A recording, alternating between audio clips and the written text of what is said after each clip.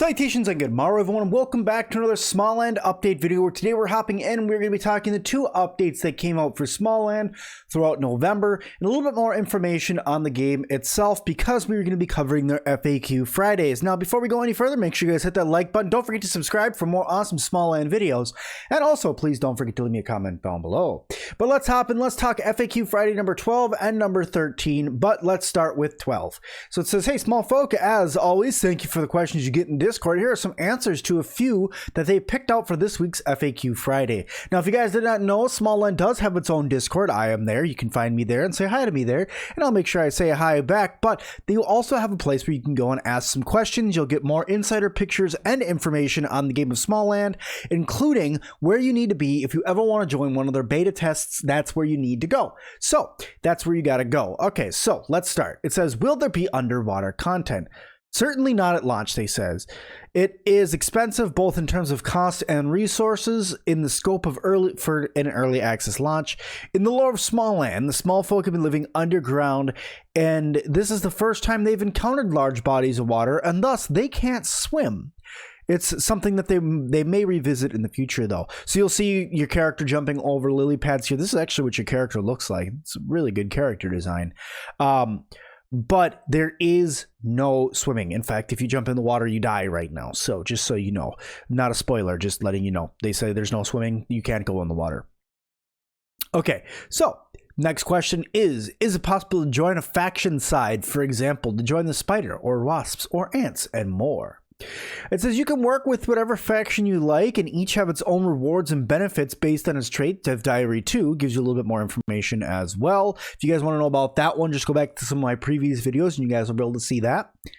So yes, there are benefits to joining other factions. You can see here, this is what it looks like if you're wearing bee armor. You can see the little bee guy here and the really, really cool looking beehive that they have put into the game as well with the honeycomb and all of that. All right. Is there any place where I could see the different classes or what the different classes will be? There are no classes, they state.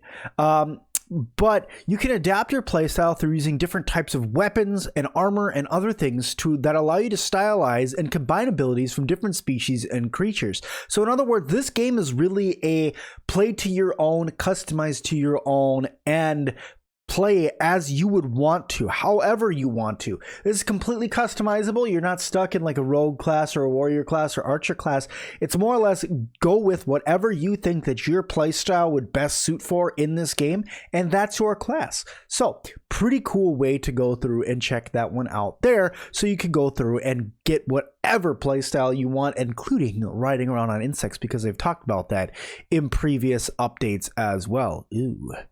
But anyway, going on, so that's FAQ Friday number 12. So now we're going to go into FAQ Friday number 13. So FAQ Friday number 13 was posted on November 19th. This was the latest FAQ Friday that they put out. Normally they put out other things like creature features and also a little bit of a trailer video, but let's remember that it is the holiday season right now, so things are a little bit more busy when it comes to game development and also taking time off for family, so there wasn't as many updates this month. So FAQ Friday number 13. Let's see, let's start with the first question here. It says, can I have round ears instead of the pointed ones to just be a tiny human? Also, I can't remember, but can we change our skin colors? So it says there are variations, but they're all reminiscent of bat-like ears that show the small folk have evolved. So throughout history, we have mistaken them for fairies, elves, or even inspiration from various tales and folklore. So in other words, no, you will not have curved ears. You have some that are a little bit more curved, but most of them are very pointy, reminiscent of bats or fairies or elves and such, because that is the way that they have evolved themselves. It says there that there are some less elf-looking ones, but many feature the small folk are the product of evolving to adapt and survive underground. And yes, there are numerous skin colors emerging from the underground. The initial choice is varied based on how someone would look if they had never seen sunlight. Then, through the progression and exposure, there's true state of small folk starts to emerge. Firstly, with the traditional human skin tones, and then evolving further into more weird and wonderful ones. So this game is all about experiencing it and growing as you go. So in other words, if you start, you're going to start really pale, just because you have to imagine what it would look like if something had never seen daylight before. That's exactly what's going to happen with your your little small folk here. And then as you go through, you will tan, and then you'll be able to change your different skin tones to what you want it to be as well. So cool things there. All right. And then it asks, are wasps tameable? Wasps are currently chaotic and angry, unlike their friendlier bees, which makes them more noble but agreeable hornets. They are not fond of the idea of being mounted by small folk. More or less, they want to hunt you down and they want to hurt you. You can't mount these guys. Bees, yes. Wasps, no. They want to hurt you. They're there purely to attack you, just like the spiders are. They're there to attack you. They're there to take you out, and that is their whole purpose in life, is to do that. Now, you guys, if you want to, you can go and wishlist Smalland right now over on Steam, so make sure you guys go check that out. Also, please don't forget to check out their Discord as well.